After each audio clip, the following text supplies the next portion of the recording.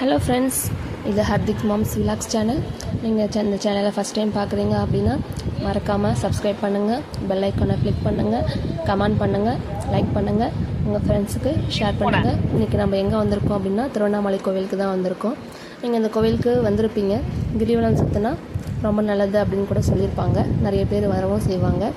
இன்றைக்கி நம்ம அங்கே தான் போய் பார்க்க போகிறோம். எங்களோட நீங்களும் வாங்க, என்ஜாய் பண்ணலாம்.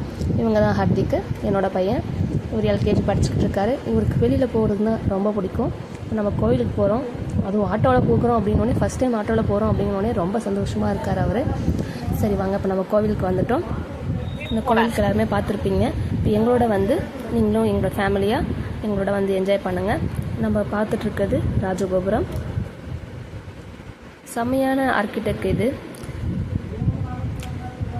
நீங்களே பாருங்கள் எப்படி இருக்கா அப்படின்னு சொல்லிட்டு. அண்ணாந்து பார்க்குறதுக்குள்ளே கழுத்தையை வழி எடுத்துக்குது. இப்போ நம்ம ஃப்ரீ தரிசனத்தில் தான் போய்கிட்டு இருக்கோம். 50 ருபீஸில் இருக்குது. எதுக்கு நம்ம 50 ருபீஸில் பார்த்தாலும் அதே சாமியை தானே பார்க்க போகிறோம். வாங்க, ஃப்ரீயாகவே போய் எல்லா ராஜகோபுரத்தையும் சுற்றி பார்த்துக்கிட்டே ஜாலியாக என்ஜாய் பண்ணிக்கிட்டே அதெல்லாம் வந்தோம் அப்படின்னா சாமி பார்க்குறதுக்கு ஒரு ½ அன் ஹவரில் முடிஞ்சு வெளியவே போயிடலாம். இப்போ அப்படி இருக்காது அப்படின்னு நினைக்கிறேன். இந்த கோவிலை பார்க்குறதுக்கே வந்து ரொம்ப அழகாக இருக்கும்.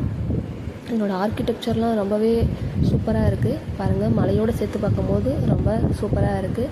ஹர்திக் தான் இன்றைக்கி ரொம்ப என்ஜாய் பண்ணுவாருன்னு நினைக்கிறேன்.